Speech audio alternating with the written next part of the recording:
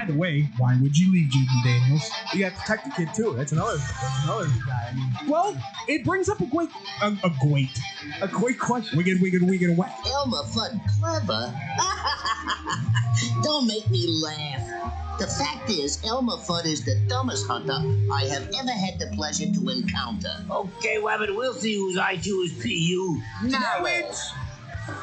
Marriage is what brings us together today. Welcome to Blow the Whistle, and we will talk about shapes and colors.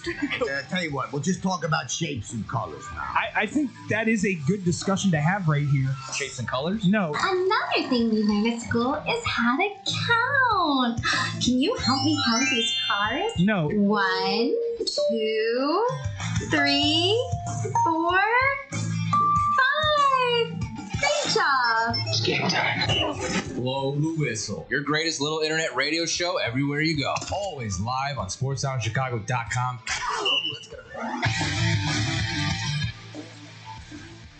And welcome into Blow the Whistle here on SportsTownChicago.com. I'm David Double D Dexter. I'm here with my boy Andrew Pepe Valentin. no gimmicks, Nick Johnston. Adam Slim Schneider. He did it right, ladies. There we go. All right. Good and he job, wasn't Adam. muted. And he wasn't muted. Fantastic job. I'm Adam. back. All right, we got a lot of. There's some game going on Sunday. I'm more about the Puppy Bowl, if you want to be honest about it. But big game Sunday between the Seahawks and the Patriots. We'll get into that.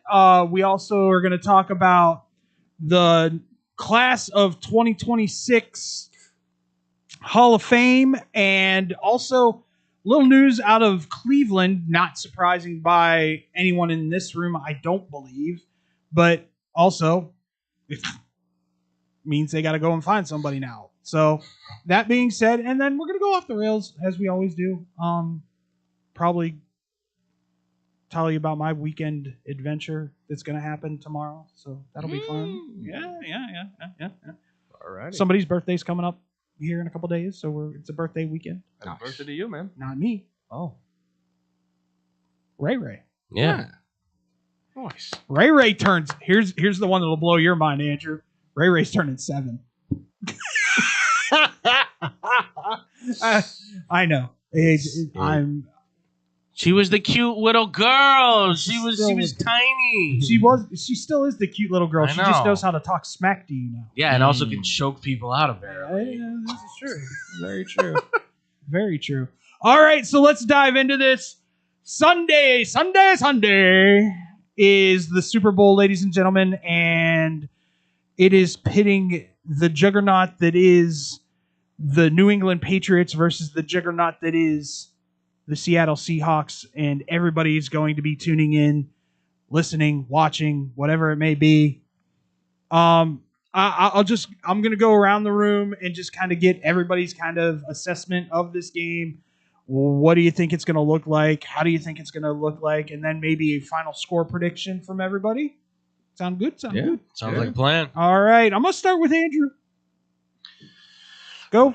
Let me know. What do you got, buddy? Well, I mean, we've already kind of talked about it, obviously, earlier in the week on Wednesday, but the more in-depth, from my perspective at least, in this game is when I look at these two teams, I think first off, I think it's going to be a solid Super Bowl. I don't know if it's going to be one of the best ever, but we have to stop looking at it through the eyes of 2014, because this isn't Tom Brady versus Russell Wilson and all that stuff, because I think a lot Far from it. Yeah, absolutely. Like, They think this is going to be like redemption, where like the Seahawks, like, oh, they throw it on the 1 yard line and it's the touchdown to win the game. Like, it's probably not going to be that, because these are two teams where one's a second-year quarterback and the other guy is like the definition right now of a redemption arc in any sport, I would say. Sam Darnold has come back from the brink. So I look at the two teams and I go, well, Seattle's got the superstar in JSN, and Darnold, I would say, has kind of put himself on that level as a top 12 quarterback, I would argue.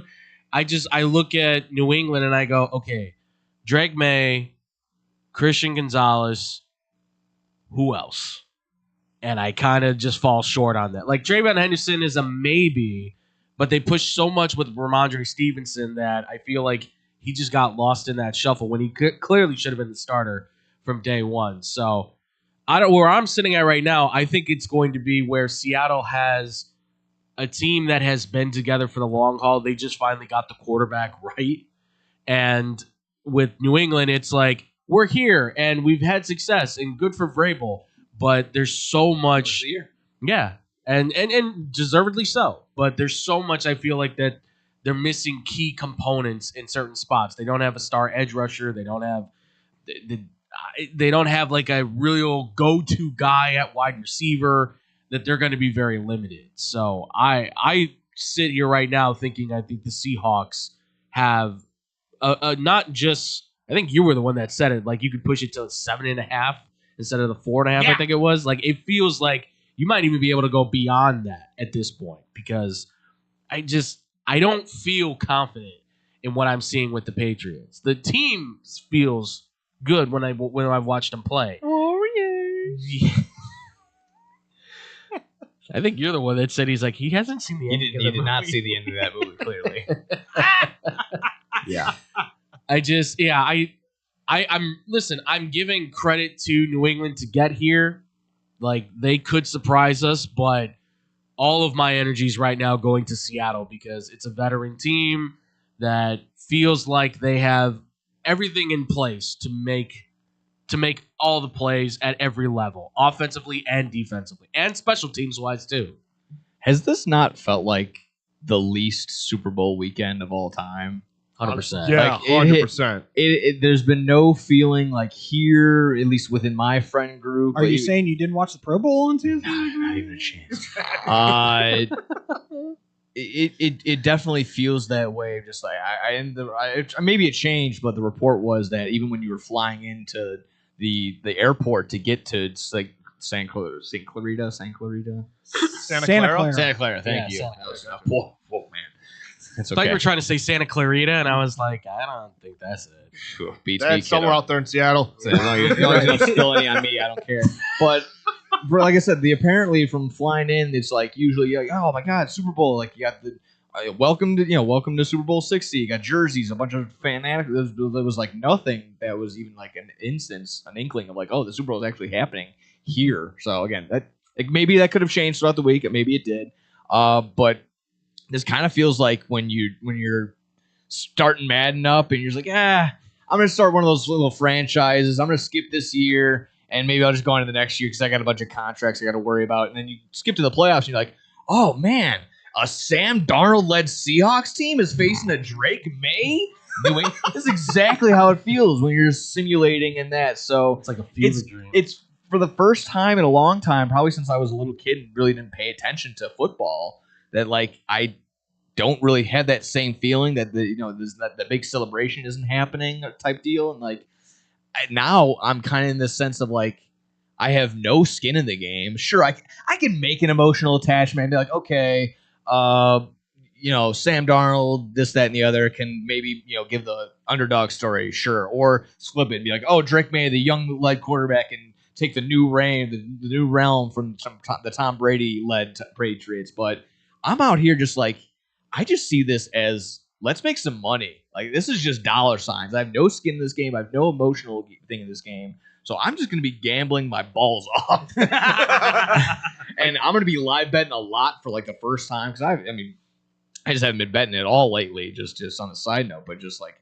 let's do it. I just see this as let's just gamble. Look, it's as simple as that. I don't know. I just want to point out one thing on the Seahawks. I mean, Rashid Shaheed. It's amazing what one player can do for a whole special teams when you trade at the deadline. I mean, that guy's a speed freak. And I mean, he can just run to the other end. No one touches him. And I look at that. I'm just like that. He could be a game changer. Cooper Kupp did well in the conference championship as a number 2 when the Rams told him you should retire. And he's over here like, I'm in the Super Bowl. Out. Basically giving his team the old. And I mean, Jackson Smith and Jigba, I'm not even going to say anything about him because we all know. Great player. Yeah. So wide receivers, Seahawks, like you guys said, I think Seahawks have the upper hand on that, and I think Stephon Diggs is probably, I hate to say it, probably going to tear something again. If he tries to jump for anything, he will. Yeah, seriously. Odell Beckham It rerun. needs to be a streamlined pass to him, and otherwise he can't jump with the rest of them anymore. It breaks down this. You were talking about the lack of enthusiasm, I guess, would be the best way to term it, and it's because they're two mid-market teams. Yeah, there's no real, other than Sam Darnold. Is there a great story? Ooh, the Patriots are back. No one cares unless you're a Patriots fan or you're Dave Portnoy, Right? who is a Patriots fan. Sorry, Aaron. Our guy Aaron. Yeah. He's a Patriots guy. He always has been. Yeah. Always has been. Well, Yeah. and I guess we need to apologize to Hannah's boyfriend as well. Yeah. No one cares. No one cares about the Patriots except for Patriots fans.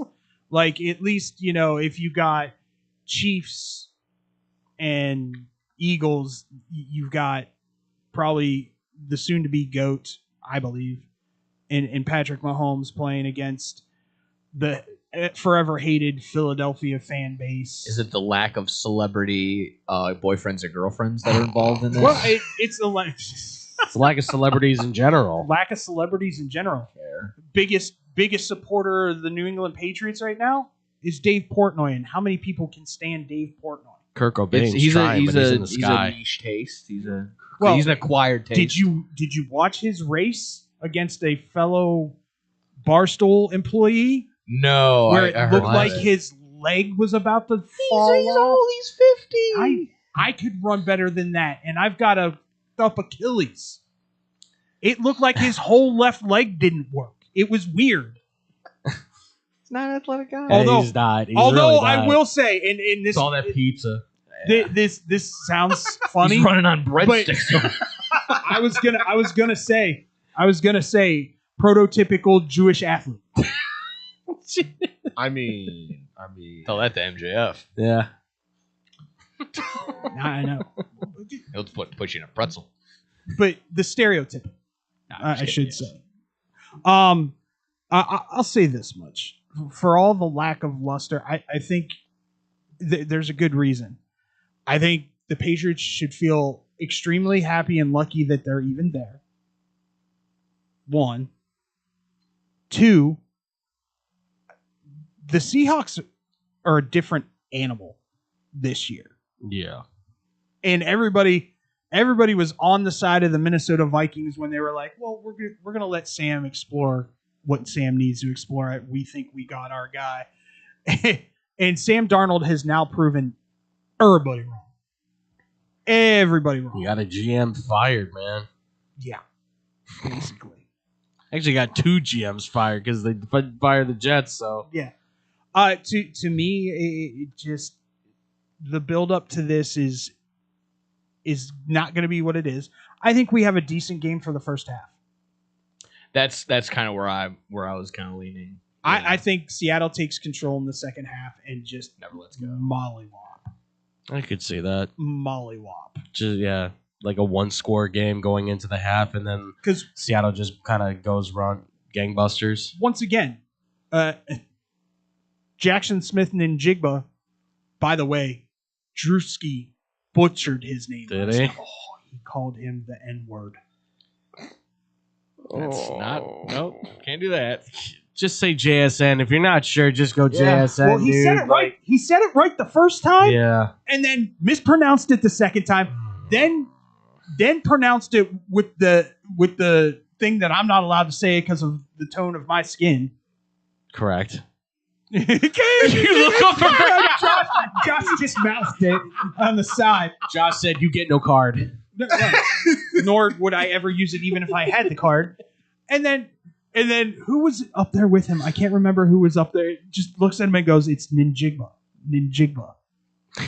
And I was just like, Drewski, if you were trying to be funny, it didn't work. Yeah, that would have. It fell so flat. Yeah. After Ted McMillan had to apologize for using that same word on Yeah. a stream, it's kind of Speaking of which, which I chalk up to again, boys will be boys, but just we'll talk can't about use that word. We'll talk about NFL honors from last night in a little bit. But to me, it truly does break down to, I think Seattle is the better team. That defense is nastier than anybody realizes. They don't get enough credit. Like, and if you think Stephon Diggs is breaking down Witherspoon anytime during that game, even Woolen, like no, Woolen too. I mean, neither one of them. Woolen's 6'4", 210. Like that's they average like what they average. I think they said like 6'2". I think across their DB, or no, they average 6'1.5" across their DBs. Because Iwanri Wari, who is their safety, who's like walking now with like a sprained ankle, I think it was. Like he's like 6'3", 220. Like he's built like a linebacker. Like this team, this is Legion of Boom 2.0 essentially. They can hit, they can take the ball away. Like I don't see where Mac Hollins is going to be the difference maker in this game. Maybe Hunter Henry, maybe. And that's kind of where I lie, where it's. I think we kind of already did bring it up. Maybe just of like who's the most important outside of Drake May, and in my mind, it's going to be one of the pass catchers. It would have to be either Hunter Henry or Diggs or Keyshawn Boutte. He's going to have to be the X factor. Bootie's been showing up. He's made some great plays. Yeah. He's made some really great plays. His deep threat's incredible. He really pads the stats for May and really makes those. Like, oh my God, May! What a great pass by May. I'm like, no, that was just a really great catch. He does do that. I've noticed it's like a 35, 40-yard pass, really, and it turns into like a 60-yard bomb because Keyshawn Boutte burns the DB for like 5-10 yards. Like, the guy's incredible and should have been a first-round pick had it not been for that whole scandal at LSU. But let's be very real. He did not show up last year. No, that's part of the problem. And now you're going. See, this is the dude that was at LSU dominating. Yes, this is that guy. But once again, getting back to what it is like, once again, JSN's been locked up with the best of the best all year long and been still going smoking all of them. All of them. It's unreal how good he is. And once again, we'll throw this out there. I mean, you said you wanted to get into a little bit of the betting. It's kind of why I'm maybe going to throw and sprinkle a little bit onto Cooper Kupp for MVP. Yeah, that was one of my if we're having like long odds, that was gonna be my let's sprinkle a little bit on him. The other one I was looking at, again, you can go JSN, he's third at like 550, but in my mind you do the one where it's like for that person to score and for them to be MVP, so you get a little bit more juice out of it. Because, again, just logically, you would think for JSN to be MVP, for it not to go to a quarterback, he's going to have 100 to 150 yards, 7 to 10 catches, and at least one score. Yeah. For him to be... If not multiple. Yes, exactly. For him to even just be considered in that same realm. Or he's going to have one of those, like, oh man, he's gotten like 3 converted first downs that ends up being the biggest plays in the game type deal. So like Julian Edelman was kind of for the Patriots against the Rams. Yeah, exactly. So that's kind of where I'm lying at. Where I think that name's not allowed to be mentioned on our show. Thank you very much. I'm gonna try and find that category of to score and to be MVP, but I think with JSN being already MVP odds at 550 or so, for him to score and to be MVP was like 800, 900 or so, almost 1,000. So I think that would probably be the route if you're gonna take an individual that's not a quarterback to be MVP. I would go that route of to score and to be MVP. So I do have an insider on a novelty bet that I'm going to get a hold of today, and I will let you guys know what he tells me. He's hit the Gatorade 3 years in a row because someone tells him. Okay. And once he tells me, insider trading. You don't think that I've worked 3 shows where somebody has gotten a text from somebody during Super Bowl week, either about the national anthem, the coin flip, or the Gatorade. Oh, I get it. Listen, I have a brother that works in casino business. You don't think I've learned a couple of the tricks and the trades of that secret? No, I'm not telling anybody, by the way. You have to pay me for that information. We can make a deal offset. I'm kidding. Okay. I'm kidding. Then if I end up in a trash bin, it's on you. You didn't hear from me or anyone. So at the end of the day, guys, I'm gonna go around the horn. I'm gonna go reverse here. I'm gonna start with Adam. Sorry. Final score: who wins? Ooh. Seahawks, but I think it's a 10-point win at 30-20. Okay. That's not the worst. I'll in Seattle. I'll go 31-17. I've been adamant. Seattle Seahawks win it 28-10. Drake May throws 3 interceptions. Devon Witherspoon runs one back for a touchdown. What's the money on an anytime defensive touchdown? I think it was pretty decent. Well, it should be. Yeah. It always is. Well, yeah, I know. It's just I would think Seattle defense plus 550. there it is. Oh, That wow. actually- That's, well, 'cause- that's not For as that, high as I thought it would be. New England's defense is probably where you would thought it would be, like plus 900. Yeah. because New England doesn't do turnovers; they get stops. Plus 900, plus 1,000, somewhere in there. Is where I would put Seattle's. both of them. Well, I saw somebody who they made a really niche bet, and it was Leonard Williams for a strip fumble to go into the end zone for a touchdown, which was just like it was. With the left side of that offense playing as bad as they've played over the last couple games. Yeah, that's It's not a horrible bet. no. If he matches up, I love Will Campbell to death, but the way he's been playing as of late has not been good. He's hit his freshman wall. Yeah, and if he goes up against Leonard Williams, First like rookie that's wall, I should say. right. Freshman. Well, yeah, it counts still, but yeah, I thought that was very interesting. So I'll throw that out there if anybody wants to take that. It's so niche, but like it's possible if you can stack them up, and that's their punter for Seattle he's on point. I'll go with Nick here. Not the same exact score, but Seattle. But I think like 34-14. And one of those scores by New England is going to be one of those Josh McDaniels trick play kind of Philly special type of thing. something like that. Yeah. Flea flicker that they just bite on for some reason because they're ultra aggressive defense. It's like Stephon Diggs throwing it to Travion Henderson back of the end zone. Yeah, one of those kind of deals. Yeah. Where it's just like whatever. Right. Would it be crazy enough to say that potentially Rashid Shaheed could get a kick return? No. But it might be something that I sprinkle. I like Shaheed. His receiving is at 22.5. That can be one play. That can be Yeah. one pass. It could be one big bomb to him that they just lay it up top to him. So That's true. I don't mind sprinkling his props. Him to score isn't too bad. I know all the time it's like for return for a touchdown. The first play is always like That's a hard one. yeah. Those are always big time ones. The Well, except special for one ones. Devin Hester did it. Yeah. Well, there's How many 1, Super 2. Bowl 60 and one man's done it? Yeah. I want 60-1 odds. Yeah. Yeah, I think that- absolutely. Yeah, absolutely. Well, I would say too. There's also the possibility, receiving touchdown and maybe return touchdown could be a play on there Yeah, too. Like That's true. that's a hard one to get because he's the number 3 wide receiver in the group. But you never know. A trick play could be the one that gets him the touchdown. And I guess with that logic, like if you were like, okay, I can only spend one person to do it any time, you could then say like, yeah, okay, maybe Rashid Shaheed for the sake of like, yeah, he's going to be on special teams and he could be out there for a big time bomb. Absolutely. That'd be pretty good.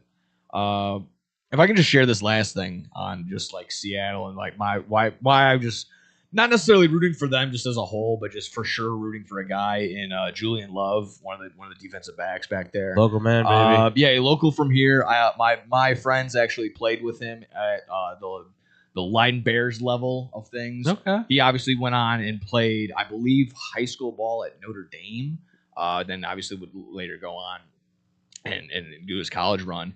But he played with 2 of my buddies that ended up unfortunately passing away a couple of years ago. And during his rookie season, during Julian Love's rookie season, comes here to Chicago. Again, unfortunately, it was very close between the accident and him coming to Chicago to come visit. He writes down the initials of the 2 people that passed away, our friend Tony and our friend Joe. Writes it on his initials on their wristband, on their wrist tape, and gets his first career pick in that game against Mitchell Trubisky against the Bears. And then a step up from that, he went ahead and he took the gloves that he caught that interception with, and he gave it to the families of both Joe and Tony. So always going to be rooting for him. And I'm just getting on that just right now, but just always going to be rooting for him in that sake. So hopefully Seattle pulls out. Hopefully he just has a really good game. That's what I'm going to be rooting for. So absolutely, cool. That's an incredible story. All right. Well, when we come back, let's talk about last night and if it really truly was an NFL honors to remember or not here on Blow the Whistle on SportsTownChicago.com. Chicago sports for sure. SportsTownChicago.com. It's the summer of coffee at Dunkin' Donuts. To reach peak summer mode, you need your summer coffee. Like a smooth new s'mores frozen Dunkin' coffee, a refreshing butter pecan iced coffee, or a sweet coconut cream pie cold brew. What could be better than an iced or frozen coffee on a hot summer day? Nothing. Dunkin' Donuts has all your favorite flavors this summer. So come enjoy the summer of coffee and keep cool out there, kids. America runs on Dunkin'. Price and participation may vary. Limited time offer. When car dealers fight for your business, you win. AutoJudo.com makes car buying fun by letting dealers compete for your business live. Real-time Auto Judo fights are the fast and easy new way to get multiple dealers' best offer on any car you want. It's free and anonymous. Only the dealer you select as the winner of your Auto Judo fight receives your contact info. You're never obligated to buy. So test drive your best deals now at AutoJudo.com. Dealers fight, you save. Yo, check it out. We got the finest pizza in all of land. Italian Fiesta is on deck, and I'm telling you, it's a hit. These pies don't miss. No matter what time you get the munchies. Pepperoni, extra cheese, turkey Italian sausage, they got all the toppings. Italian Fiesta delivers until midnight during the week and 1 a.m. on the weekends. Plus, you can use your Uber Eats or Grubhub if you got the app. And if you ain't rocking with the pizza that night, try one of their sandwiches or pasta. And they have plenty of side dishes, just like me, if you know what I mean. Hop online and go to ItalianFiesta.com or call 773-684-2222. Piece of pizza, that is. There's only one place to watch your favorite sports team and have mouth-watering pizza. Come on down to Moretti's Pizzeria, where you can get a pizza for half the price every Tuesday. Try out our delicious varieties of pizza, sandwiches, and much more. I don't know about you, but a gooey mac and cheese pizza with a size of cheesy mozzarella sticks and watching sports sounds like paradise to me. Stop by at one of our 12 locations near you. We're open 7 days a week, anywhere from 10:30 a.m. to midnight. Visit our website, Moretti'sRestaurants.com, for delivery, catering, and even private parties. Moretti's, we bring the fun. Did you know that Club New in Aurora is the ultimate entertainment complex? Monday nights, it's free football and darts in the sports bar. Tuesday night is league night. Join the pool and darts team. Wednesday night is ladies' night at Club New. All the ladies get in free. Gentlemen pay a $5 cover after 9 p.m. Thursday night starts the weekend off right with college flashback night. Low price drinks, retro music, and an awesome buffet. Friday and Saturday night, it's the hottest dance club in the suburbs. Club New Nightclub and Sports Bar is located at 2121 New York Street in Aurora. You've tried the hit places, but they leave you hungry with an empty wallet. That's where Gretel comes in. They got what you really want. Visit their chic, lounge-like gastropub and try one of Chicago's top burgers, the Gretel Griddle Burger. The house-made bun and garlic aioli set this one apart from the rest. And don't miss half-price oysters, 4 to 6, Monday through Thursday. With rotating drafts, craft cocktails, and portions that don't skip. This is one of Logan Square's best-kept secrets. Monday through Thursday, 11 to midnight. Friday and Saturday, open till 1. 2833 West Armitage. Gretel, let's make this a night. Visit GretelChicago.com for menu and more.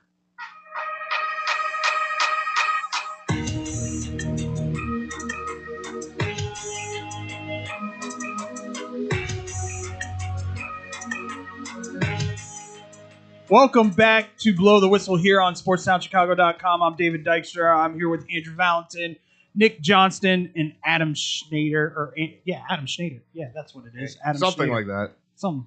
I think his last name was Slim No, Shady? there's so many Andrews in this damn school now. Yeah, right now it's an like 4 or abundance. 5. Yeah. There's an abundance. That's why that's why you're going to hear me start calling you Pepe a lot more or Fluff Daddy, because at the end of the day, I need you to be aware that I'm talking to you and not one of these other mother truckers. Well, listen, it's already difficult when you were working up there in the other place, and I was talking about my Andrew, boss. and I'd be like, not me, right? Of course, his boss. Well, Monica would always be like, which Andrew?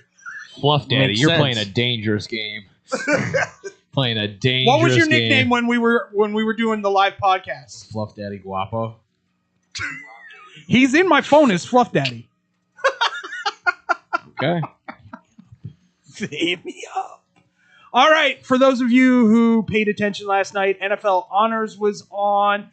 Kind of a cool concept last night where they had relatives promoting their players or people that meant something to them, promoting the players that were nominated. Yeah. It was pretty cool.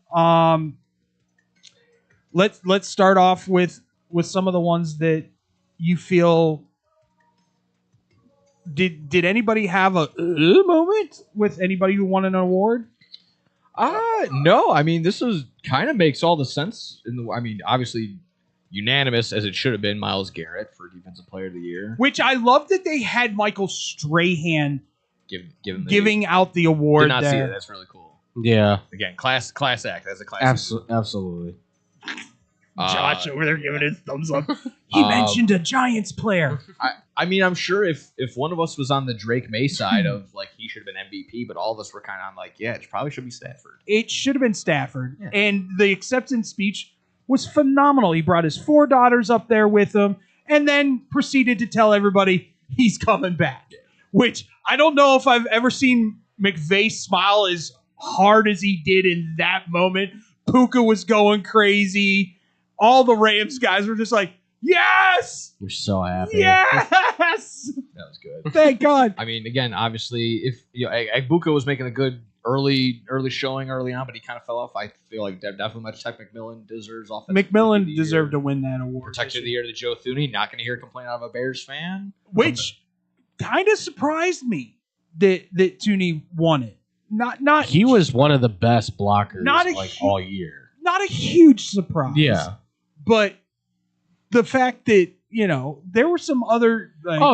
trust me. Penel Sewell was in that. Yeah. They had some... Where he goes, people get better. Yeah, absolutely. Yeah, especially at his age. Like, that's the incredible thing, too.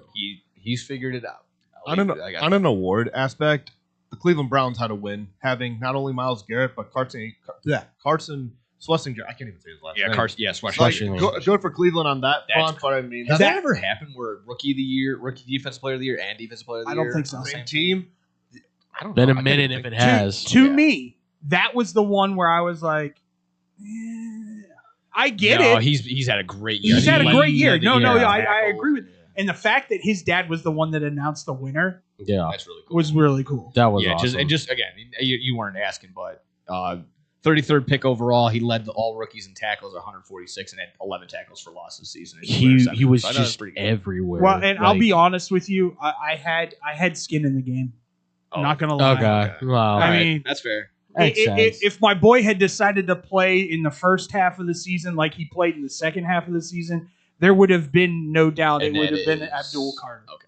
Gotcha. It would have been Abdul Carter. I do love the fact that his dad and everybody else is saying how proud they are of their sons and all this. His dad was a hype machine. Yeah. His dad pretty much said, "My boy's a dog. Yeah. He's gonna do dog things," and I'm just like, all right, I get it. He's not wrong. He's canceled, but this is kind of like the vindication for that Bill Cosby joke when you train your kid for 20 years, he goes out there, wins the big game, he goes out there, what's the interview? What do you got to say? Love you, Mom. Damn it.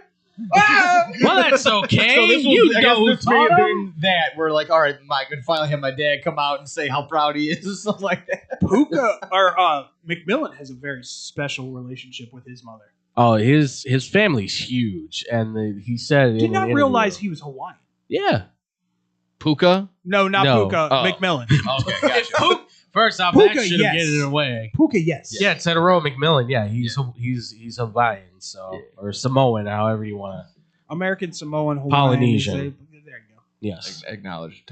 Acknowledged. Acknowledged on my side. Yeah. Comeback Player of the Year, McCaffrey. Obviously, makes sense. The only one I get Monday. Yeah, Monday, 10:00. There we go. I got you, man. Good. Go do your thing, man. But Monday, 10:00, be here. We're gonna get you going on the sports again. I guess Coach of the Year is the big.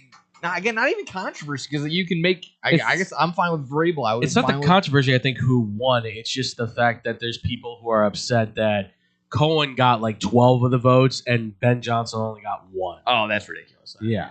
I didn't see the break. I did not see the breakdown of Coach. I mean, Vrabel did take a 3-14 team to a 4. Oh, nobody. I mean, Philip Rivers got a comeback player of the year vote. So yeah, as he should. Okay, and I don't blame him for that. Not that he played excellently. Well, I didn't even realize CMC was up for that award for comeback. Oh yeah, well, he was after, up for comeback, offensive player, and MVP. Well, he had himself a year. Yes, he did. Because he was the only thing going offensively for the Niners. Yes, 100%. He did his ritual. He sacrificed everyone every week. Bobby Wagner winning Walter Payton Man of the Year. By the way, I love that they leave that for last. Yeah, that's awesome. Oh yeah, it's a great award. It's one of the most cherished in the NFL. Yeah, and it well deserved. And for as Wagner. it should be, because there's one per team, so that kind of is like a nice. I'm like, who? Like really? Oh man, we all got a shot. Who is it? Like, yeah. I don't know if you just saw that Blake Bortles had his interview about that, or at least it resurfaced. He's like, "Were you like bummed that like you didn't get picked for Man of the Year when you had it?" He's like, "Yeah, I didn't know that Chris Long was going to provide an entire continent with water. We had no shot."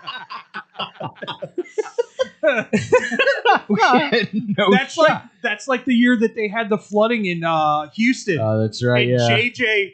JJ just feeds and clothes everybody, and everybody's going. Everybody who was nominated is like, "There's no shot. Yeah. There's no shot." He orchestrated, bought all the food, all the water, supplied it, hired all the people to distribute it. You're told Joel Osteen to get bent. Yeah, exactly. Damn you for being so nice. That was enough for me to get the award, honestly. Do you know that there are still offensive players, offensive linemen that refuse to say J.J. Watt's name? Just as like the boogeyman type. Yeah, thing? essentially. Oh wow. Like, no, I can't say his name. That guy on the Texans was a dude. I'm not going to say his name. That's mad. That's real respect. I mean, what? It can't be very long before he's up. 2 more years, I think. Why didn't he? Oh yeah, it wasn't like 2021. 2021, 2022 with the Cardinals. You want to talk about a no doubt first ballot? Oh yeah. 100%. There are people, and I'm going to say this to you guys because I've heard a lot of scuttlebutt about this. There are a lot of people going because of the whole Robert Kraft and Bill Belichick thing that Brady might not be a first ballot Hall of Famer. That would be bonkers. Would be sacrilege. Now that would be just. He should be like. I'm just saying what other people have said because of Spygate, because of Deflategate. Yeah. And now I mean exactly that, seeing it right in front of us like that. But yeah, we can't sit here and be like, oh, for certain you can be now. Like, yeah, no. How funny would it be if Eli won out over him? Oh my God, that. I got one more over him. I got one more. You just see Eli at the podium going, "Gotcha." I guess that makes it 3-0, huh, Tom? I would be if I were him, I'd be seething in my seat. Speaking of the Hall of Fame, I'm going to call this one of the more unique classes I've ever seen from the Football Hall of Fame. The Pro Football Hall of Fame. This one, I wasn't too sure how to feel about it. I liked it. I like it. I just I was a little surprised at who got in. Vinatieri and Kinkley. I'm going, really? Yeah. I mean, we sat here and we broke it down exactly that, where it's just like, well, I mean, Vinatieri, I feel like made some of those important kicks in 2 different franchises now. Can I honestly say though, I did not realize that he holds the scoring. Right? I told you that. The most points. It's like you don't listen to me. Sometimes I don't feel heard. Sometimes the mountain of information that comes out of your mouth, I do kind of gloss over. Like when I was trying, I take the cliff notes sometimes. It took me forever to convince him that Brett Favre was traded for a first-round pick. He's like, no, and then we had to look it up. I thought it was a 3rd or a 4th round pick. I'm not even gonna lie. Worst trade Atlanta has ever made in their entire franchise history. That's crazy. It's not even a good first-round pick. I mean, the way that they break down for Kuechly, I get it. I wasn't sure if he was going to get in the first. Yeah, like that was the thing. Defensive Rookie of the Year. He's won Defensive Player of the Year. All 4 of them were first ballots, weren't they? Larry Fitzgerald and Drew Brees, definitely. Yes. I think Kinkley was too. This was his first time. I'm not. I want to say Vinatieri might have been too. Roger Craig was the only one that was like the legacy well, that's one. that's the legacy. Yeah. And let me tell you something. If you get a chance, look up them telling him that he got into the Football Hall of Fame. That was a great. I got misty-eyed. I got teary-eyed. I'm not ashamed to say it. It's too well deserved. Like he needed to be in there so much sooner. There is no one that will ever run like him ever again. No. The chest high knee thing just doesn't happen anymore. No, you'll never see a back who has that and then has the speed on that. Well, and I also didn't realize he was the first running back to ever go 1,000 in the same season. Yeah, you didn't know that? No, yeah, I did not. He I said- knew he was great, but Yeah. I did. You know me, I'm an eye guy, not a pure statistics guy. There Yeah. are some statistics that stick out to me, but I didn't realize he was the first one to do 1,000. No, yeah, he's one of the best receiving backs I think I've ever. Been that. Once again, we were talking about this. He should have been in 15 years ago. Yeah, 100%. And it might be in the same breath for Frank Gore because he's third all time now. That was my only thing too. Yeah, I'm in the same boat. Where again, we can make arguments for anyone either way, even Luke or something like that. But yeah, if Frank probably had the Super Bowl ring, he probably gets in the first go. You know what's kind of crazy though, like with going back to Adam Vinatieri. You know he scored a 2-point conversion. Oh, nice. Yeah. Oh, that's right, he did. Yeah, I saw a does little. have one I saw a little video saying like, if you don't give me the 2 points, I'm gonna kick your ass or something like that. But you know he got that, and what makes it even more special is that he's undrafted, going into the Hall of Fame. Yeah. But I mean, it's not really surprising mean- for a kicker. He's a kicker. I get that. But still, him like, being the best yeah. of the best as an undrafted, you don't see that too often. Right. Kinkley to me is one of those guys that, unless you were a Carolina fan, you didn't realize how great he was, kind of thing. Well, I've always attributed him to the level of like Patrick Willis. Yeah. Like the career could have been a lot longer. Obviously, they retired because of injuries, but for what they did in their careers, I can still respect it. You know, he was a top linebacker when he retired. Leaving basically is still at the top of your game. You just realize, like, you know what, I'm going to choose my brain over, you know. How is that couple dude not an million effing more dollars. linebacker coach somewhere? I don't think he really wants to be a coach. It doesn't. He was he was probably just in terms of ball IQ. He probably was the smart. At any given time, he's probably the smartest person on Like it. Probably. I'm being 100%. real when I say that. No, yeah. I'm just like, how is he not? I don't know. That's a good question. Like, why isn't Carolina I was just calling gonna him say, and going, why- hey, you want to come in? Why are the Panthers not being like, yo, do you and like John Beeson want to come in and like teach these guys how to track a ball through the air or stop the run? Or is it the issue of the greatness is so much that he's worried that He'll like overshadow. his expectations of what these guys can do will never be met because that was Jordan's whole thing. Yeah. Jordan never wanted to be a coach because he knew if he was, people would hate him. Oh yeah. Well, that's the thing too. It's just like I kind of get that from Brady in the sense like I don't think he would be the best coach. Like you can just look for him to be the example. Like, oh, let's keep doing crazy, amazing things like Brady. But I'm not going to learn anything from him.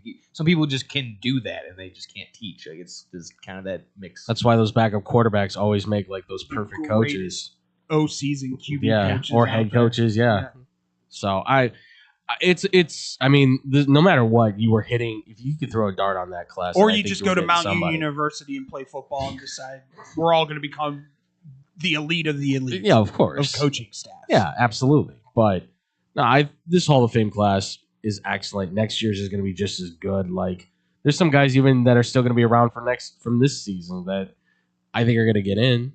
Can I tell you the sweetest moment for me though was watching Steve Young and Roger Craig meet up on stage because after they announced them all the Hall of Famers went up to the stage to congratulate them, and Steve beelined it for Roger Craig, and they met up, and you could tell the emotion was there. Did they not do the signature of the guy coming around and knocking every? They didn't do that. They're doing it with ex-players now. Okay. Yeah. So the guys that I know that was like a big on Roger documentary Craig's- like called The Knock or something like that. Yeah. Well, it used to be I can't remember the guy's name now. Bruce. I I can't remember his name now. Well, he retired. That's he why retired. they're having that. Yes. The now Hall of Famers do it. So Randy Moss met Larry Fitzgerald on a boat, which is awesome.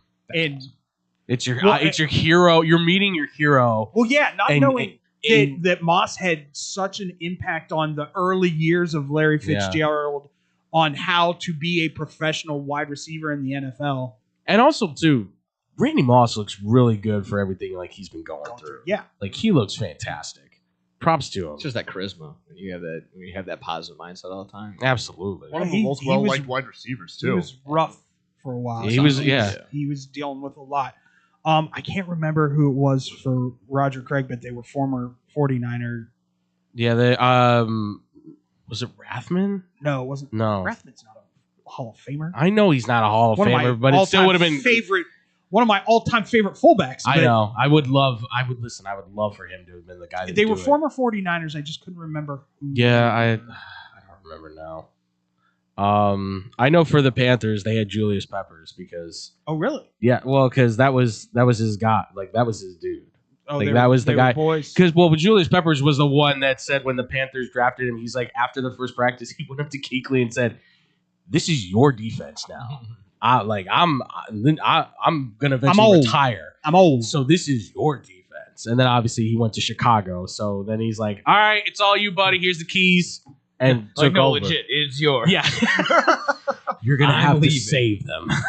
Oh yeah, he was a staple for a very long time. You know, at the end of the day, you know, it was nice to see a Patriot get in. Didn't think that was going to be the Partial Patriot. Patriot. I didn't think it was going to be. I mean, Torrey won most of the Super Bowls.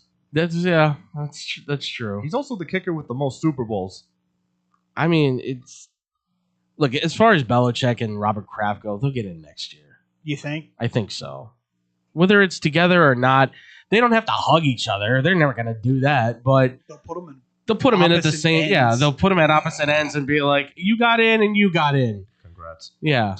It's not like they're showing up at each other's house and being like, "You made the Hall of Fame." The fact that Jerry Jones is in and Robert Kraft isn't is a travesty against humanity. Well, who's helped so much with them making more money? Oh, of course, I get it. What if? Here's a crazy what if.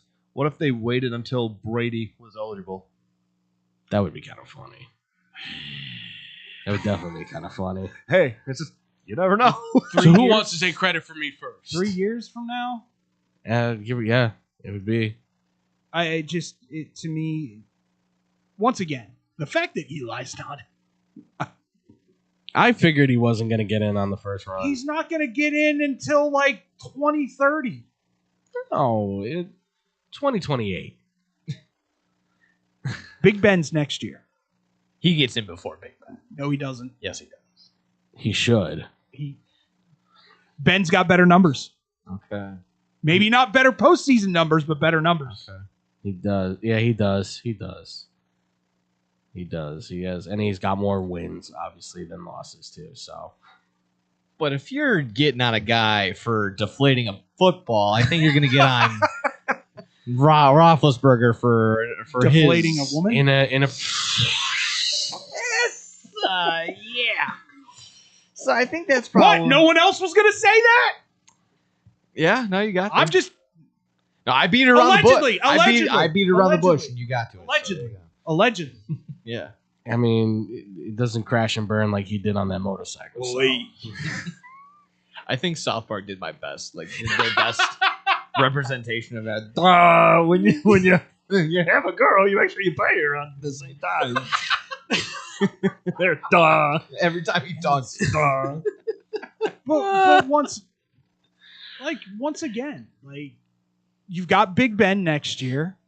Peterson's gonna get in. Gronk, I feel like, is probably gonna be in his first ballots. Like, there's then you got Brady right behind Roth. Yeah, because we were talking about it potentially being the greatest quarterback Hall of Fame class of all time.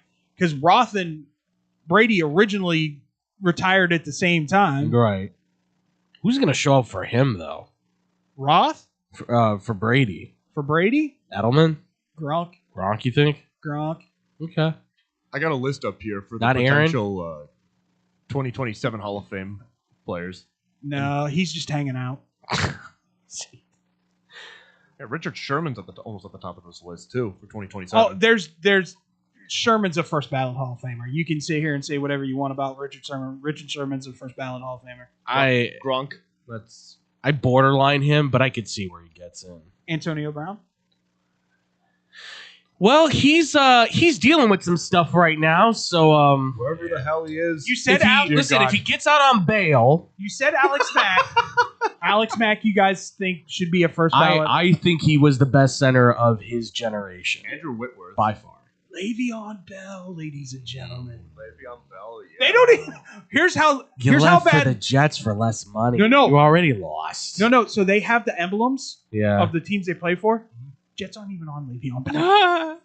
Yeah, no, it's not. Oh. Yeah. Did he request for that off? His rap logo is next to it. I don't know. You know what? Whatever's labeled. You know what? You might actually be right. I don't know if Ben gets in next year. Cody Parkey's on this list. He's at the very. Do you see that? He's right at the bottom. It's just Philly. He's on the list. Or maybe he makes the Hall of Shame. Well, There once needs to again, be a it's Hall of it's Shame, like man. it's like baseball in that way. It's Yeah. everybody who's eligible is eligible. And now at the end of the Hall of Fame, we will show the most ridiculous plays to ever happen in NFL history by the non-nominees. Who the hell voted for this guy? I really want to know now. Yeah, I got you.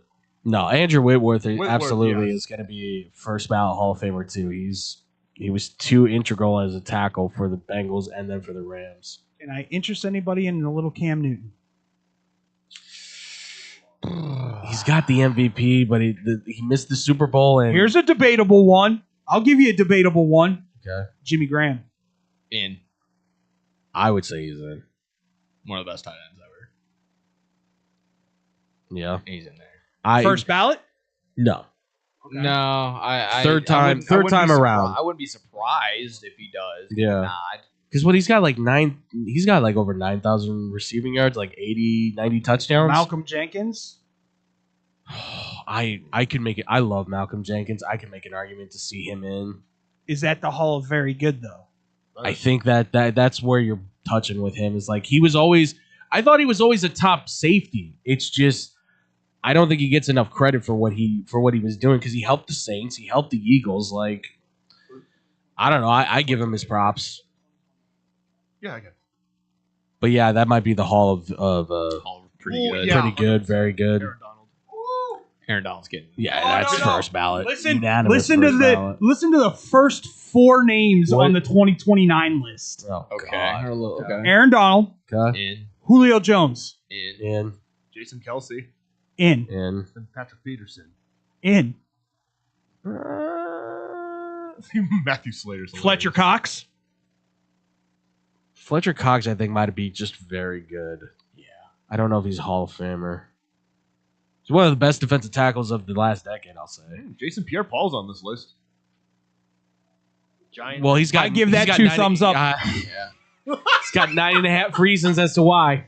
Can you even put the Hall of Fame ring on? Is it? Would it fall off? We are all going to hell. Oh, we already knew this, though. I mean, like, hey, did we tell him to put the firecracker in his hand? No. and nobody learns from it. No, of course not, because somebody else did it the next year.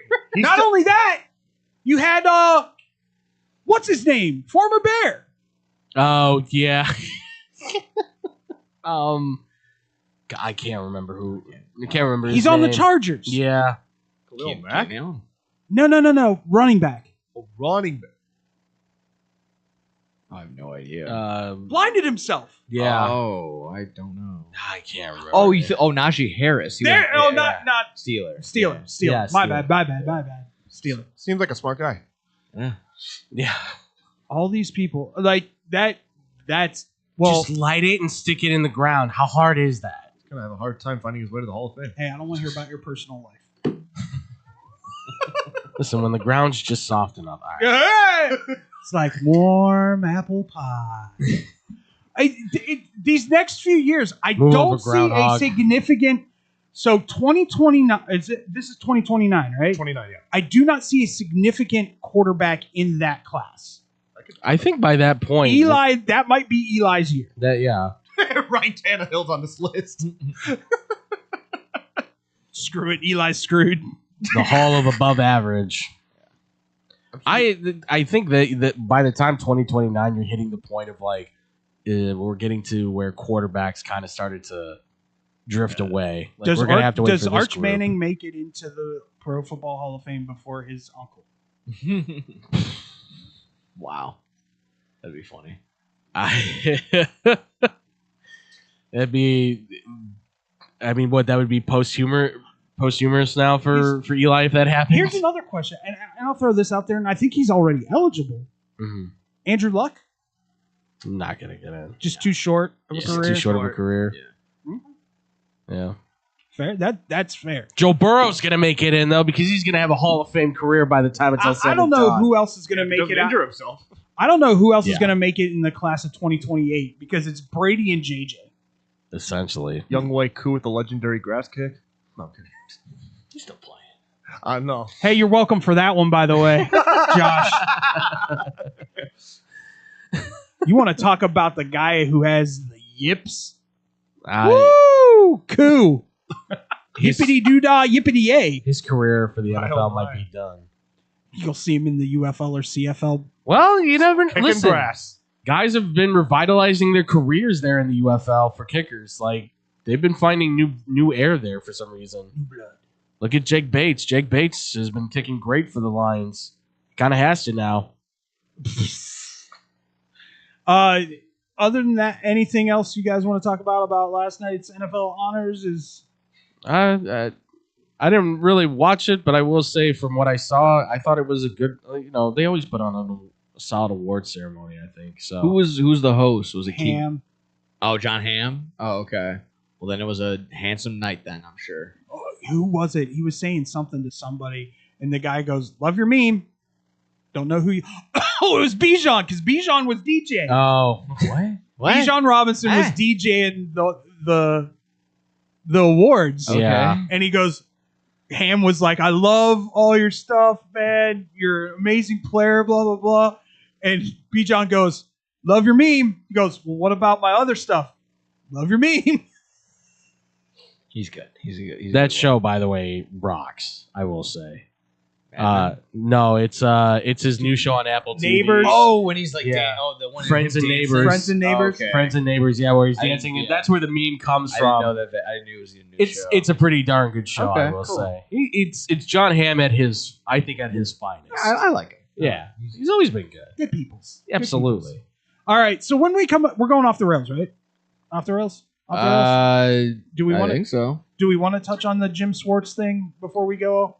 We can talk about it off the rails if you Okay, want. let's do it off I'm the fine rails. with that. We can talk about some of the crazier, More of the ineptitude of the Browns. more of the crazier hires that have happened in the NFL this offseason.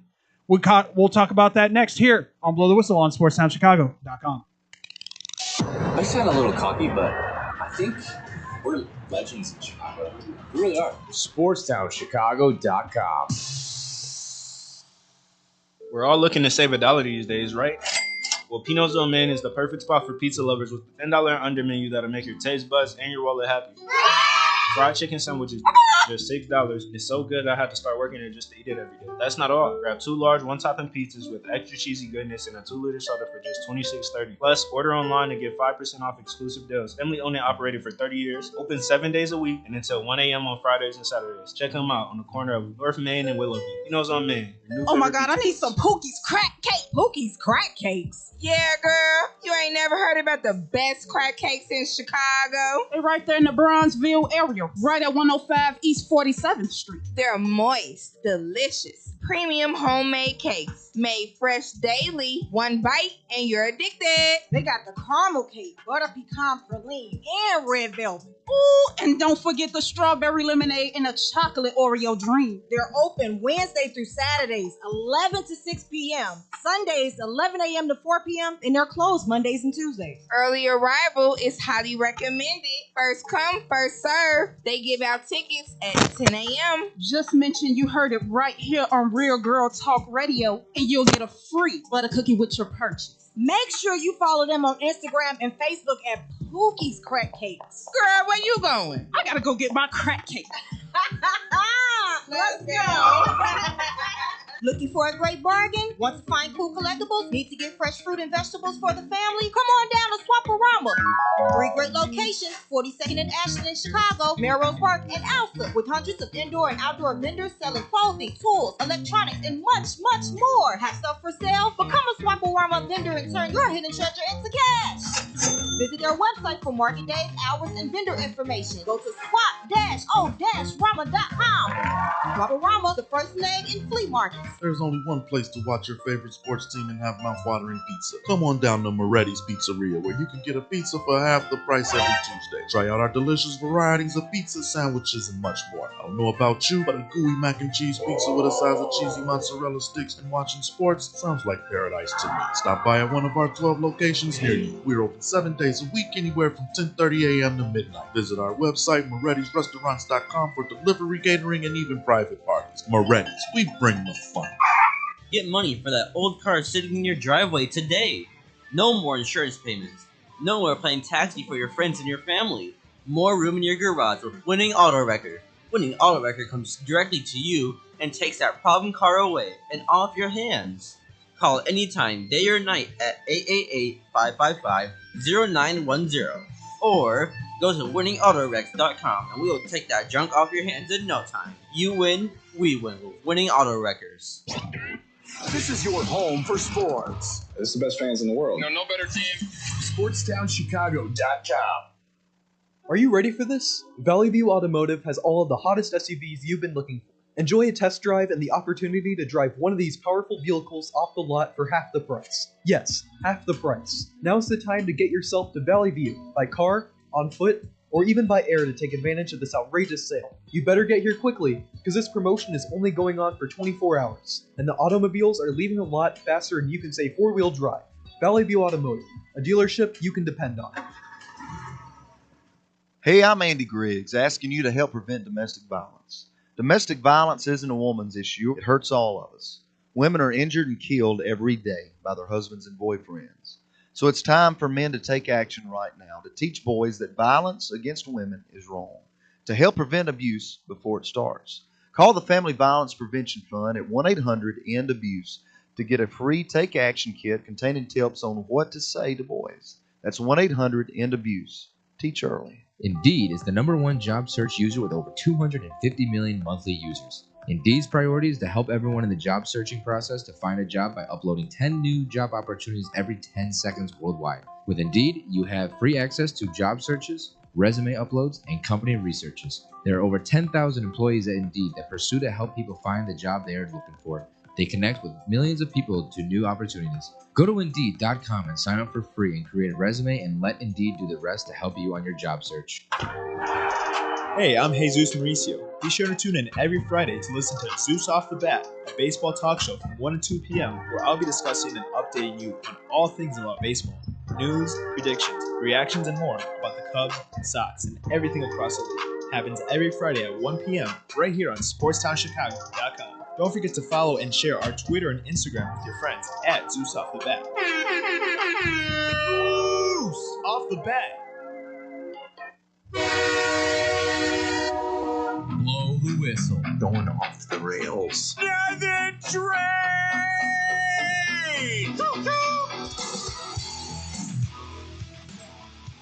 I literally just saw Andrew do a lion yawn. It was amazing. Like That was a good full one. on lion yawn. I only slept like an hour. Tongue stuck out. Kind of lion yawn. Don't show people my vinegar face. Your vinegar face? Oh, is he? Are you, Yeah, you- are you trying to go for Lion King You 3? wrestled in high school, right? Yeah. Nick, did you wrestle in high school? Yep, freshman year. My seizures were active. So no. So yeah, that's a no. I was. That's a comment that you would expect from me. So did I'm gonna ask you guys? I Because didn't know you were a ventriloquist. I know. I will ask you guys. By the way, welcome back to Below the Whistle here on SportsTownChicago.com. I'm David Double D Dykstra. I'm here with my boys. Andrew Pepe Valentin. No gimmicks. Nick Johnson. Sorry, just reading some breaking news on some business side. I'll mention that later. Go ahead. Adam Slim Schneider Schneider. All right.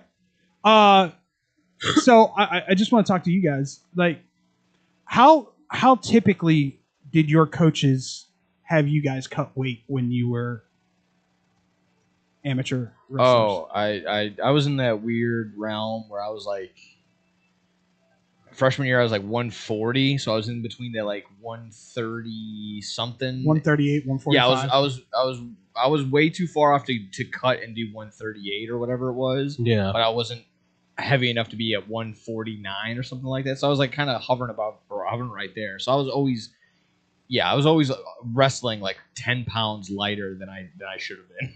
Okay. That's why I was lost. I have two or three wins. One is a pin. The I'm other so two are- hungry. I'm so tired. Yeah. Yeah, that was fun. That was never a problem for me. You were heavyweight? I was always heavyweight. Okay. That's why whatever Nick just Unlimited? Nick just said there. I mean, yeah, essentially. Okay. So I was always the kid that was just kind of like, all right, go out to the mat and get your arm raised. And why do I even take off my sweats then? But I had to. No one wants to see this in a singlet. I know. I had to get out into my singlet, go to the middle of the mat, stand there with the ref, holding my arm with the muffin top right. Oh, yeah, I was with just, all the lights off and only one on you. That's what it felt like. And now presenting Vision Men in Quest. Tights. Well, at least that's how my high school Yeah. did it. We did it for our high school. We would dark out the whole arena, and not the whole arena, the whole field house, and you just have the one spotlight on the. Okay. So weight classes changed when you were wrestling. Okay. It typically went by fives when I was wrestling. It was I that can't way when I remember was off the top of wrestling. it, but it was like, yeah, like I said, I was in that weird. Yeah. So I typically, my walking weight was 185, and they always wanted me to be 170, the 175 guy. Yeah. So my coach would always give me a cup, like the week before, and this was every morning, the week before a match. Hey, drink this. It was the first thing I had to do when I walked into the school. Hey, drink this. It was a cup of apple cider vinegar. Slam it. For just Vinegar condenses your stomach. Yeah. And makes you eat less. Oh, okay, gotcha. So It's never. used as an I've heard the extract. horror stories, and my buddies have always been like, I couldn't eat over Thanksgiving. I was so mad. I had this tournament coming up. I'm just sitting there like, I felt I bad had for three those I days. couldn't. I never had an issue dropping weight, Okay. which was weird, and I still don't. Like Andrew can attest. Like I can go a week and go to the gym, and I'll drop 10 to 15 pounds, like it's nothing, like it's hot butter.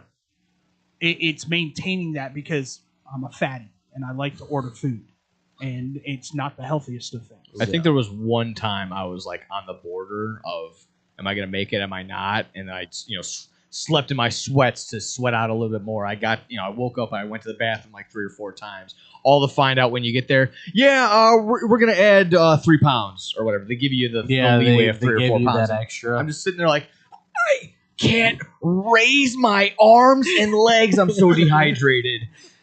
And now you couldn't have texted us. Well, that's Yeah. That was the other thing. Like for me, it was always about.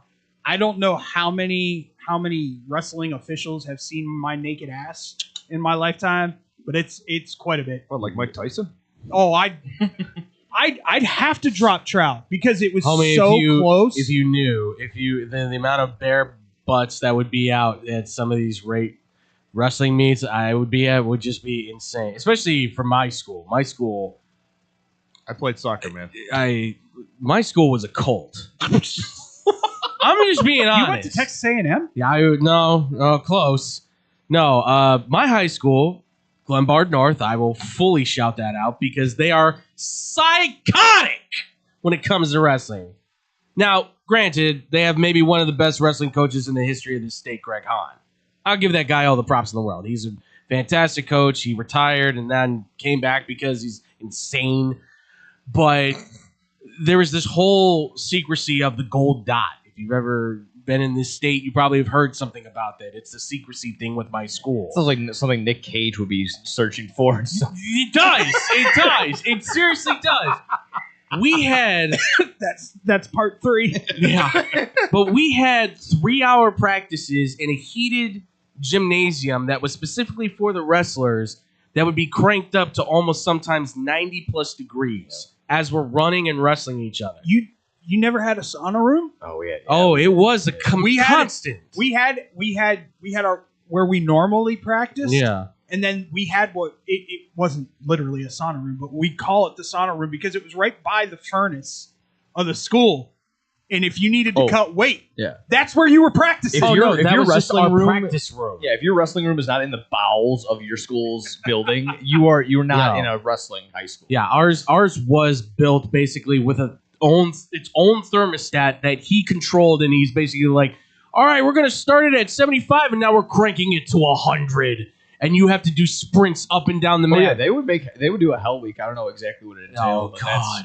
Freshman year, that was the thing. Like we had to wrestle. We had to go upstairs to practice in the field house. There was no more room downstairs, and that was the limited times that were like, okay, there's not a lot of people there, or like there was half them went the tournament stayed, but the varsity's still down there, so we're gonna go down there. It sucked so hard. It legitimately is like one of those, like, if those hardcore Karen moms came down there and watched wrestling practice, they would probably faint of just like, think of the children. Just well, my issue God. when I was a high school wrestler is I was bookended by two-time state champs. So of course, if it's close, right, they'll forfeit the guy before me. Right. They'll forfeit the guy behind me. Hey, we need our best wrestler at 175. Come on. Seriously? Look, man, I'm just supposed to show up, wave at my family, and sit here for 9 hours. Listen. My family never showed up for my wrestling. My parents did. My parents were great parents, but like wrestling meets in our school were a thing. Like probably for you as well, where the whole student body showed and up. That's the culture of it too. Like it starts off at a young age, and my first year of wrestling, again, freshman year of high school, it's like what I'm already giving up 10 plus years to guys that are in my same weight class, and again, they've been doing this since they were a toddler, and I'm just now doing it now just to somewhat stay in shape for football. Oh yeah, that was like this isn't my passion.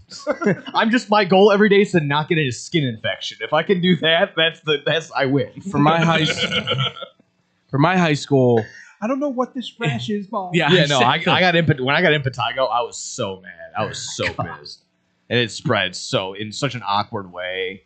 I mean, I don't want to get into the details of. I will, because it would start off with my elbow. And because you sit the way that you do in the toilet, it spread to my thigh. I'm like, what the fuck? This sucks. It didn't really go anywhere else besides that. So I'll leave it there. But it's annoying. It's an antibiotic. It's a wonderful sport. There's a certain type of person that can go the distance with it, and Gronk. Well, no, me tackle. No, Gronk. This goes beyond. You need Gronk. that mindset for sure. You need. This is psychopath levels. Oh of, no, I got it. No. Like my school, we had to show up at 3 a.m. to do a 1 hour practice before the meet. Then we had the meet that would go all the way to like 6 o'clock or 5 o'clock, and then it was like a 3 hour. We have to clean up, and oh, by the way, we've got an hour practice in between all of that. And if because you don't, that's how my high school was. Like it was. We win the state championship or it's nothing. And that's why it turned into a cult. And if you don't get through certain rounds of the tournament, you are doing kip-ups and leg-ups and... Yeah, or for... I'm not going to say names, but there were some guys who their family was so serious about it. It's, come on, we're talking in the wrestling room and we're running, and then, oh, by the way, it's a across the head, which I wish I would have said something more, but it's... Okay, so let me ask you guys. It was too much. I think as an amateur wrestler, everybody has their favorite move. Do we have a favorite move, or what was your go-to move? Oh, I did have one. I don't remember exactly how it was, but it was like a mixture of like an old Taekwondo takedown that I learned, and like something that it was something like you had to grab his wrist, make sure you have like wrist control and arm control, and then from there you can kind of like sweep their leg out, and then all while you're doing that and falling, you kind of roll on top of them and get into a pin position. Yeah. I don't know exactly. I don't really know the name of it, but that was kind of always my go-to because I was dog water at shooting. I couldn't shoot for my life. That was my game plan every time was like, hopefully this person does shoot so I can sprawl and just get on top of them. That was my game plan every single time. It's big never old worked. wrestling 101. It never worked. My biggest achievement was looking across and I'm kind of timing out, like I'm kind of pinning like, okay, maybe I'm getting them, maybe I'm getting them. And I looked at it, I'm like, I might be getting the girl. And thankfully enough, she was the weight below me. My other friend had to wrestle her, lost. So we gave him guff for the rest. Well, I mean, those are those moments where you and girls in wrestling wasn't a thing quite yet. Yeah. So those are those moments because we had a girl on our team too, and everybody, what the? I trained with her all the time, man, because we were good friends, and I found it humorous when guys were like, how do you do that? Well, why do you do that? Blah blah blah. She's the one that taught me my signature move. So. And, yeah, I mean, it doesn't hurt girls, but it sure as hell hurts boys.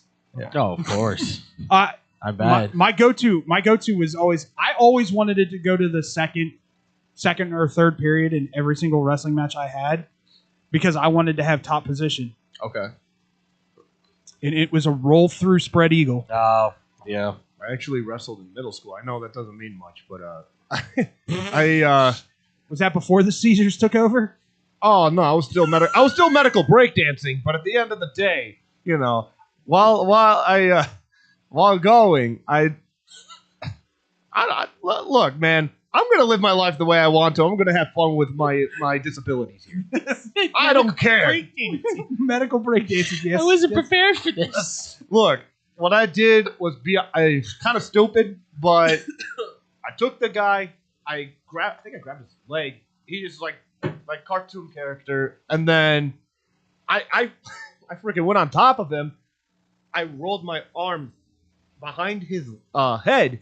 I took his leg and did a lock. That's called a cradle.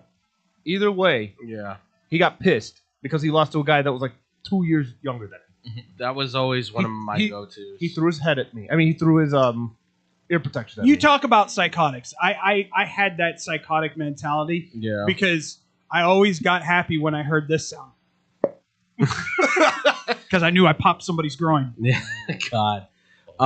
For me, it wasn't really a move. It was just something that I started to do because I was fairly quick when I was in high school for the most part. So I was able that fat kid quick twitch. Yeah, I was able to shoot actually on big guys, and what I would do was I would kind of shoot on them and then kind of maneuver myself under their legs and kind of do like a Kurt Angle slam essentially by throwing my weight up on them because they would try to throw it on me and I would just basically just push up with my legs because I was pretty good with. I used to be able to squat pretty well. Now it's not as much as my knees hurt now. I didn't know it wasn't the squats for me. The ones that guys always got impressed with when it came to me was the leg press. Yeah. I could kind of do. I don't know why squat were like simpler for me. Leg press I would struggle with. I mean, I think I still have my high school's record for leg press. Okay. Well, your high school doesn't exist anymore. 1,200. Okay, nice. That's why my cans are so sexy. I think the most I ever Nice. did on there was like 755 or something like that. I can't do squats because squats, my back has always been. Oh, my back is shot. Like, but so squats are not a thing. But yeah, that was Squats and deadlifts. yeah. But yeah, that was like my thing. Hate it. I've always hated deadlift. Yeah, me too. I always like Always. the hang cleans. That was always Hang clean was good, Yeah. but deadlift was I hated that. Oh yeah. And I would always get yelled at. They're like, "You're not doing it enough." I'm like, "I'm just gonna go bench. What do you want from me?" What does that prove? What does a deadlift prove? It's supposed to work your core, right? That's What- the whole what- thing. I don't need my core to run someone over. I can just let me just do sit-ups and push-ups. Like, what do you want from me? Throw you in a calf crusher and make you tap out. Yeah. That's where I learned the term tap out was doing the spread eagle all the time. Oh yeah. Yeah, because guys, well, you don't really have them in a pinning predicament because you don't have any weight on their shoulders, Right. so they can maneuver their shoulders. But if you got the leg tied up properly, where your other leg's kind of making it so they can't get out of that leg grapevine, Yeah. and you crank with your arms. Oh yeah, that's gonna hurt. Yeah, that's pulling. One of the guys on our team did it so bad one time that the kid screamed so loud the whole gymnasium went silent. Oh, damn. That's how we I looked at all the guys that were sitting there with me. And I went, that dude ain't walking normal. No. Nope. Do you want to talk about the little bit of coaching information that we've gotten out a couple of I times? was just gonna say, like, we kind of saw this coming already. When we were talking about Cleveland, we were talking about how obviously they hired Todd Monken as their new head coach. And Jim Schwartz was possibly on the way out because he was very upset that he was not even considered a finalist for the job. But officially, he has resigned as the defensive coordinator for the Browns. Let me put this out there. And I think this would be for oh, God, I just had his name on the tip of my tongue, too. Who's the head coach for Cleveland right now? Todd Monken. Monken. If I'm Todd Monken, you know who my first call is? Wink Martindale. Yeah. Honestly. Like, why not? And I think that'd be a great destination for Wink. Yeah. Hey, Jason Garrett? Yes, please. Yeah. The defensive mean rookie Myles Garrett. or Miles Garrett. What is that? You said Jason Garrett, Jason the Garrett? former quarterback for There you go. Dallas and the former head coach. Yiga-da-day. I was waiting. I was like, yeah, he's gonna Miles drop Garrett. that NBC stuff? You got Miles Garrett. You've got the defensive rookie of the year. You've got a pretty solid, if not above average, secondary. A top 10 corner in I'd Denzel jump Ward. at the opportunity to be the defensive coordinator. This just speaks to the level of complete, like I said ineptitude and absolute moronicness to just make up a word for them because that's how dumb the Browns are. Like, you had a head coach in your building. You didn't even consider him. You hire a offensive coordinator that's proven, I think, to be decent, but I don't think he's anywhere near the level of being a head coach in comparison to a guy who kind of helped the Lions maintain a average level and then helped the Eagles to win a Super Bowl. Like, everywhere he's gone, he's had an impact on the defense. He built Ndamukong Suh into something. Like, come on. Like, maybe he doesn't interview well. Maybe not. Maybe he didn't pass the tests. You know what? He probably didn't. I bet you he failed that personality test. Yeah.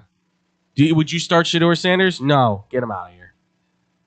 And the other one that just broke, which that dynamic, I can't wait to see how this works. That's going to be interesting.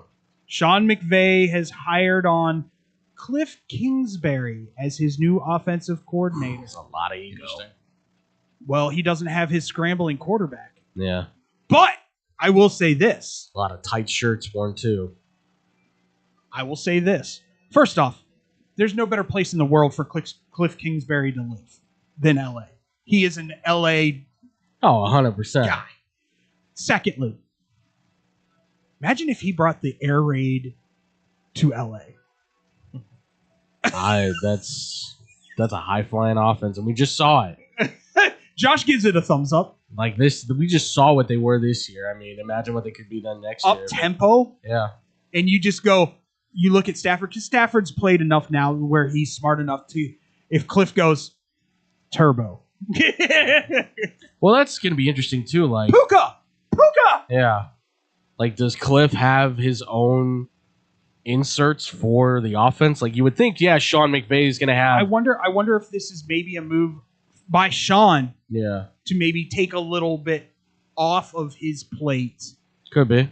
Because maybe he was too involved with the offensive side. I still think Washington made a huge mistake letting Kingsbury walk because your GM couldn't get along with him. You think? Well, I mean, I guess time will tell, but have they hired an OC yet? I don't think so. I don't think so either. And to me, that's a destination. Well, it should be, but for some reason, you've got Jaden Daniels if he can stay healthy. It seems to be the year where coaches have like they're like, I don't really know if I want to go there.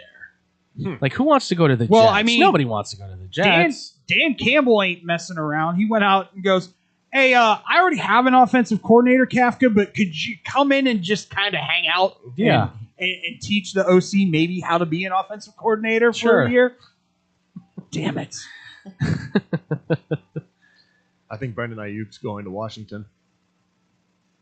I think Brendan Ayuk is gonna have to deal with his speeding tickets. One.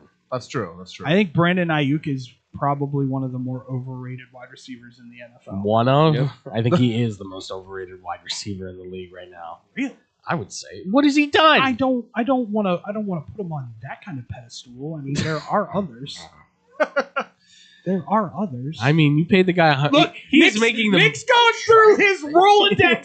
I can see the Rolodex flipping in Nick's mind. He's making $120 million to just do nothing. Not stay healthy. Yeah. Like all he has to do is keep breaking his foot, and he'll be fine. He's gonna make a killing. Jalen Waddle. They're saying Jalen Waddle still at least has potential. I don't know if you guys heard what Jay Glazer said.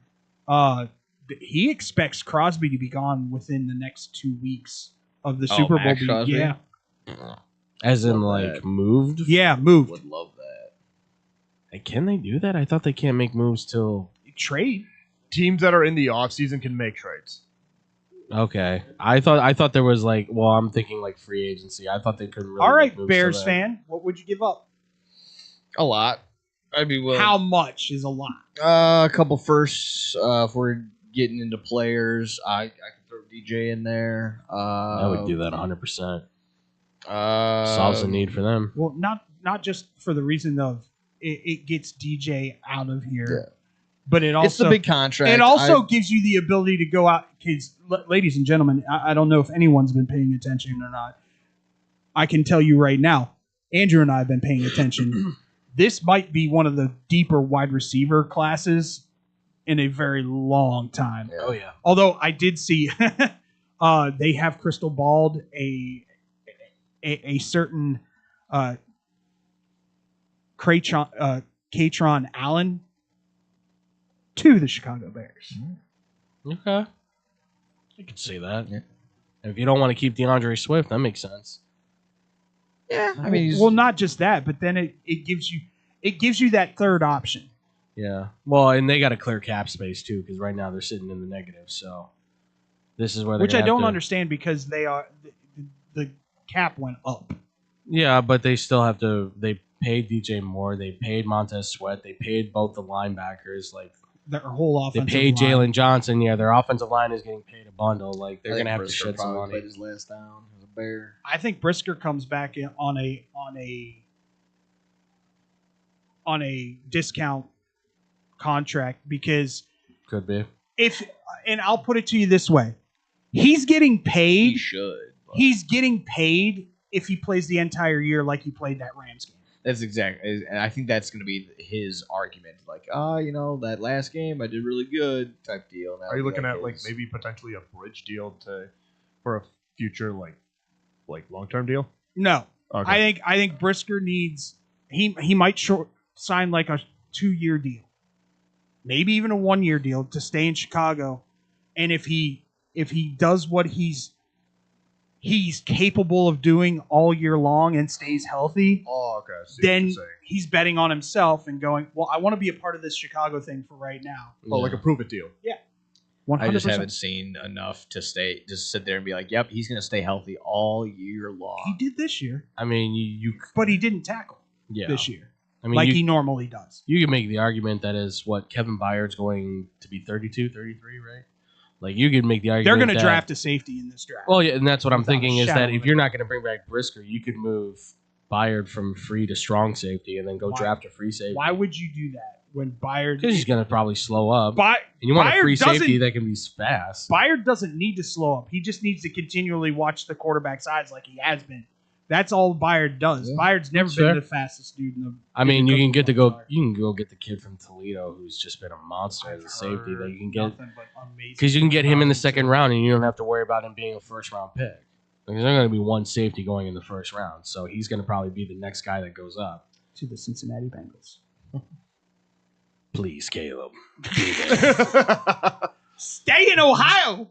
That would be so nice. By the way, I've been talking with people now. There's a lot of people that are starting to get high on the possibility that Denzel Boston from Washington might be the top wide receiver. That's insanity.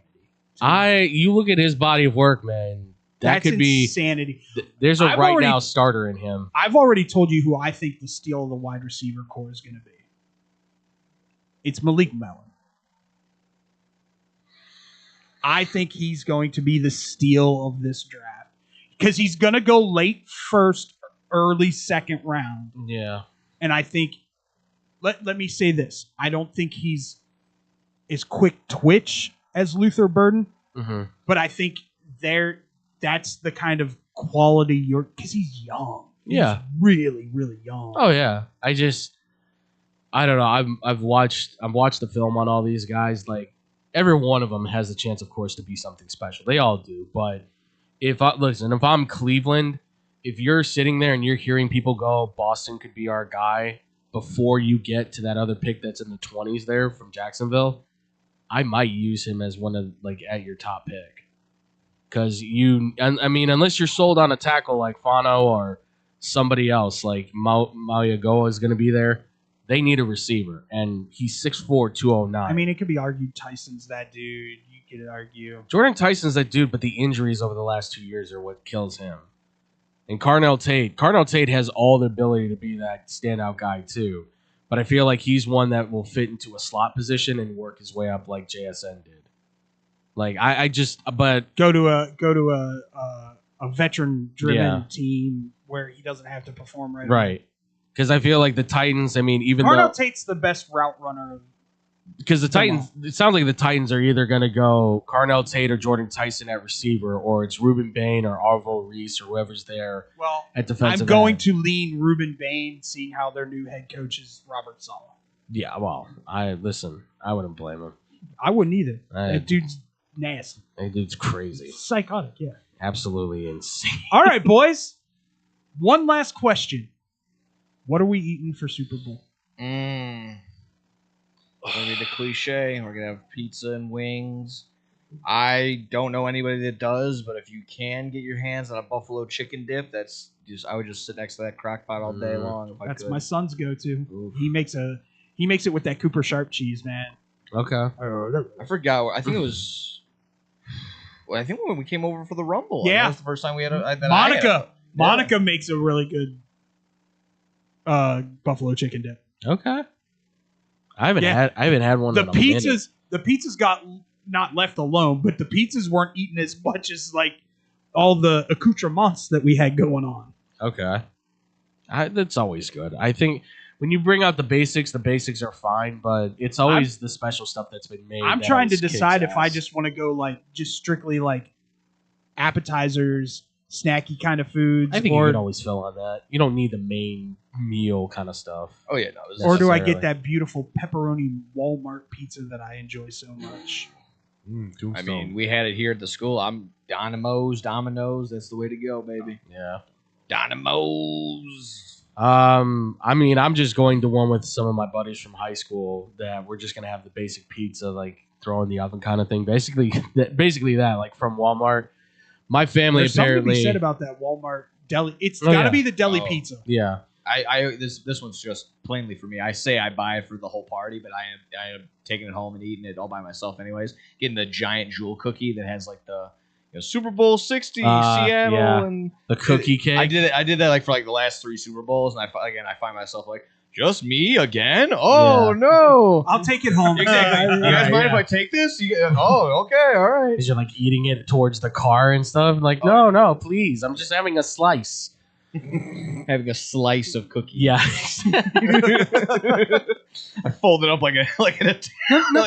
Nothing sounds more fat than a slice of cookie. That is the ultimate. We can get so fatter. Yeah, exactly. I guarantee we can get fatter. A burrito of cookie. A pallet of cake. A drum of Cheez-Its.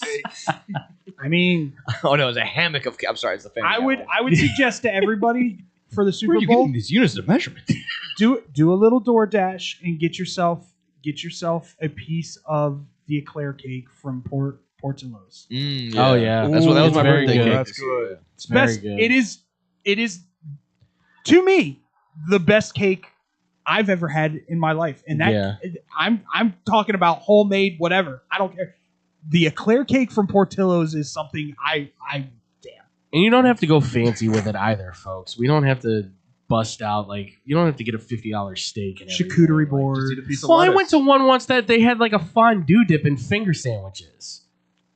Ooh. It sounded good until Cucumber finger sandwich? yes, Yeah! but that's all that was in them. Did they have cucumber? Oh, see, you gotta have a spread. You gotta have a schmear. No, there wasn't anything like that. It was because this was a friend of mine who was dating a girl who was vegan, which thankfully they broke up. Oh, my thank God. God.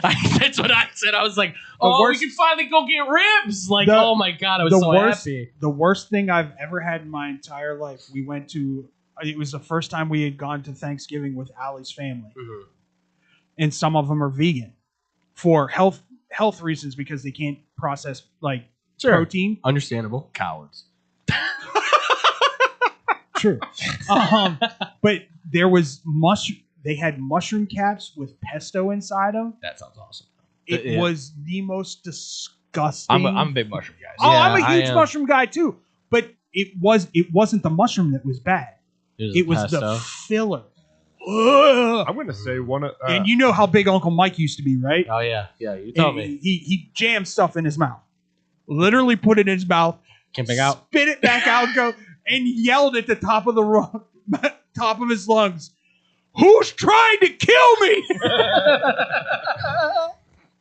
I'm gonna just start the story with when I went to Bama. So when I went there, when I was still in Tuscaloosa, there was a barbecue place called Dreamland Barbecue, I know the name of that. Yep. and you can get a full slab of ribs for just $20. Yeah. I mean, when it's Don't homemade. ever take Tone down there. Oh no, I He'll don't. lose his I don't foot. plan to.